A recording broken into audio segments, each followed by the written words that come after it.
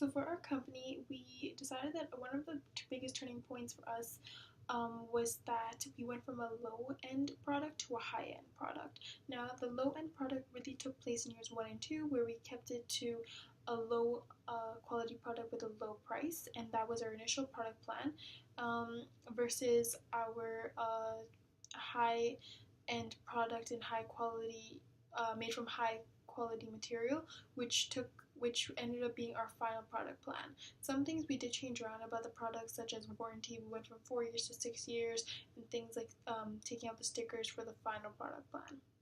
Now, for price decisions was things like we decided to sell initially our kayaks for $550, and the price did fluctuate quite a bit through the simulation. Like in the beginning, it started to rise, then it's dropped a bit, and then it rised again. And due to the drop was because of the recession, and that really took place with all the places we expanded. That whole fluctuation happened.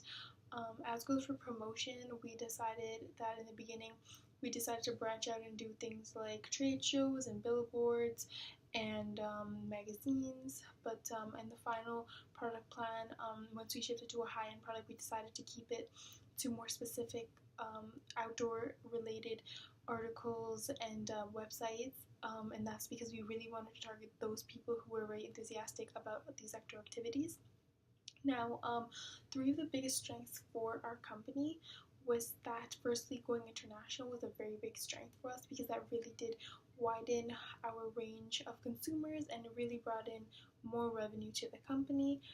And another strength for us was that these technological advancements that we had, so such as things like monitoring overtime hours and balancing it out with hiring new employees. And really, we aim to get employee satisfaction because that was pretty important to us.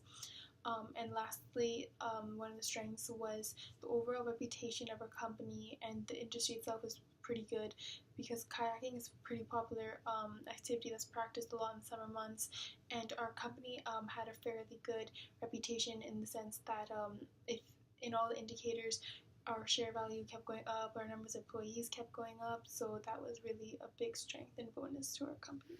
In our first years of business, our company kept our theoretical capacity at 95%. According to forecasted demand, we were able to meet our quota. However, our company was experiencing growth at a steady rate, which required increasing the capacity to 97% for the coming years. Our company at first allocated $14,000 to preventive maintenance per oven. In our first 2 years of business, we had 2 ovens. However, we later realized that if we wanted to maintain minimal failure, we would need to allocate more money to our budget, which is why our company increased it to $26,000 per oven from the second year on. The number of kayaks produced was also increasing at a steady rate. However, the number of kayaks produced took a spike at the turning point for our company when we decided to go high-end. After year 4, kayaks produced peaked at 16,762, and they remained steady for the coming years. Our first 3 years in business resulted in a lot of overtime. This was due to our forecast being inaccurate and our company not being able to produce demand within the regular business hours. But as we allocated more resources to our production, the number of hours dropped as there were now more employees working and more ovens running. Throughout the course of the simulation, our cost of materials averaged $121.83 per kayak. In our first 2 years of business, our strategy was to make low-end kayaks and gain mass distribution. However, as we changed the strategy in our third year, it cost us more to produce the goods as we now went high-end. Our average time per unit was 5.83 hours. Through the course of the simulation, our production started out slower and it took our employees longer to produce each unit. However, as we grew, we included more resources into production. It helped manufacture our kayaks efficiently and effectively. Our company used regression analysis and seasonal exponential smoothing for our projected sales. However, the sales were not as accurate as we wanted them to be. The errors were either most likely too low or too high, which caused us to use extra overtime to keep up with the sudden demand our company received. I will be discussing with you today our major strategies and decisions for our company's human resource management system. Overall, our decision-making process when it came to human resources was not to waste any of our capital, as it can be easy to overhire resources without any prior results. So we chose to minimize loss by making small gradual adjustments, or none at all, through each fiscal year. We decided that capital should be allocated more on other resources before we gather results. We decided that to add more resources once results were positive and there was more profitable outlook within the company. We capped our engineers at 3 personnel by the end of year 6, with an additional hire in year 4 and in year 6. These additional hires were resulted from good profitable rates and profitable values within those years. For our supervisors, we have also capped it at 3 personnel by the end of year 6. We have 2 secretaries and accountants, and our decision for keeping such a small amount is because of the size of our company. Overall, the decision we made on the quantity of each role was determined through job grading, which measures the importance and benefit of each role. For our sales representatives, their salary was capped at $52,000 with a 4% commission rate. Now, we chose not to offer a share of our profits to upper management because it was too expensive and it would reduce the amount of cash available to invest in growing the company. One of our main human resource management strategies was focused on compensation and benefits. As you can see, we have maximized the amount of coverage and benefits for the employees. Not only does this provide security, but also peace of mind that they are covered and compensated for their jobs. Training was one of the first major components we focused on, making sure to maximize training of our employees when profitable to ensure higher productivity. Our last fiscal year ended off with 61 employees, and you can see that we find that all our human resource management decisions provided an increasingly positive employee satisfaction results. So for our capital, we actually started off with just 2 ovens. We added 1 oven in year 2 and added another one in year 3. So we ended up with 4 ovens in years 4, 5, and 6. So if you look at the graph for short-term and long-term debt, you can see that our long-term debt actually peaked in year 3 and then slightly decreased in the following years, while our short-term debt slightly increased throughout the 6 years. So for financing, in year 1, 30% of our financing was through debt and 70% from equity. In year 2, it was 35% debt and 65% equity.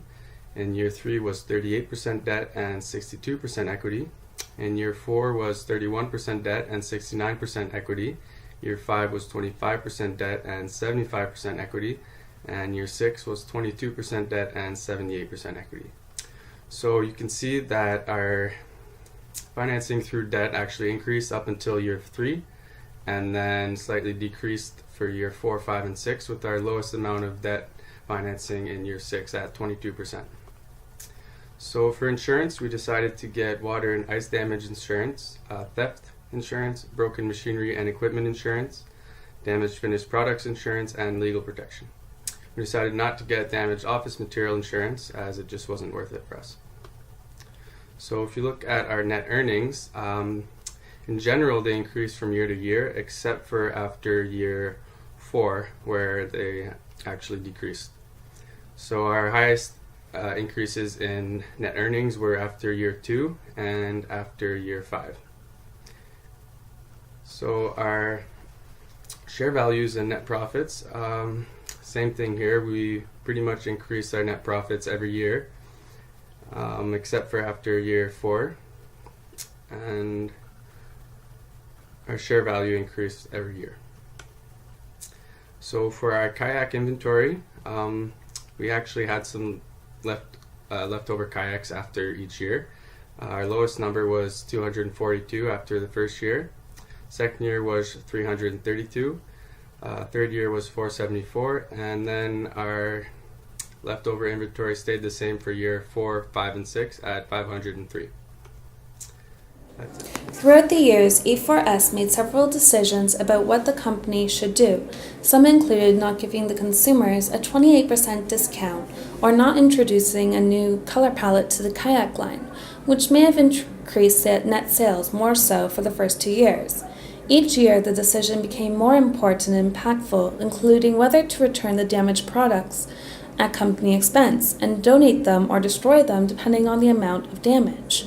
Other decisions were to use liability insurance when a customer was injured while walking because the kayak was broken, even though it may increase our legal insurance rate, and to also allow the distributor a 90-day allowance to pay for the inventory, even though we already had a retailer go bankrupt, risking the possibility that we do not get paid at all, as well as installing CRM software. Throughout the years, the share price has continued to increase each year, from $150.98 in the first year to $523.44 in the sixth year, which is a 347% increase. Now, one of E4S's strengths includes that in the first, second, third years of production, E4S's kayak was in the growth stage of the product lifecycle. Another strength was that the decision to expand the company to new market areas such as Western and Eastern USA and Mexico. The development into new markets expanded the potential to create more awareness and more consumer purchases while diversifying the market. Another strength is a choice of technology advancement made throughout the years. For example, improvement projects such as just-in-time and automated inventory with barcode systems allowing an increase in productivity. Now, one of E4S's weaknesses was using incorrect forecasting decisions, overestimating demand and resulting in increased inventory costs and overtime payment to employees. Another weakness was employee dissatisfaction.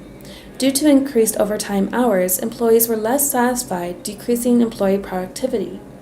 Purchasing more ovens and hiring more employees decreased overtime hours. And then E4S offered higher wages and better benefits to compensate and increase overall job ratings. The last weakness is poor strategy decisions for the first years of production. E4S focused on medium quality and low prices, which did not emphasize enough value. In the third year, we decided to change the strategy to high quality with a competitive price, which resulted in a dramatic increase in sales. Now, by capturing the nature enthusiast niche through specific promotional mediums that depict nature-themed messages would allow for sales to increase. Another opportunity for E4S is to expand their product to global markets. That was where our share price and revenue would increase, as well as E4S's public image. The elimination of competition would be another opportunity that would allow E4S to grow their market share. The kayak industry was extremely competitive within Canada. There are 91 competitors manufacturing similar kayaks. However, if some of these companies were to go out of business, E4S would be able to acquire them. A negative change in the economy can result in less spending money and a loss of jobs and decreased luxury purchases, which is why it could be a risk. In year 4, the economy experienced a recession, which was the first year that net sales decreased from $7,508,533 to $7,498,850. Issues also occurred, such as a company going bankrupt and other companies needing an extension on the deadline to pay. To deal with the recession, E4S dropped the prices, as well as halting all improvement projects across the company. While weather can support outdoor hobby industry, it can also hinder depending on the season and type of weather the area is dealing with. Humid summers may stop certain consumers from wanting to go outside. Drought, snow, and rainstorms are all weather conditions that affect the number of kayakers. Another risk is the possibility of a change in consumer trends, that net sales will decrease among kayaks in general and focus on other products. In the 4th year, E4S started to stabilize, entering the maturity stage. This could be due to a change in consumer preference towards indoor technologies like Wii Fit or extreme sports like skydiving. What we found most challenging in managing the company throughout the simulation was trying to predict the future trend using forecasting methods, since our accuracy was off. The lack of accuracy can allow for too much or too little inventory, resulting in more inventory costs than were necessary or stockouts, as well as a loss of potential purchases from the customer, and the loss of resulting consumer business due to a bad review through word of mouth or on social media. Another factor that was challenging was the yearly decisions created by a simulation that could have many possible outcomes with varying degrees of uncertainty.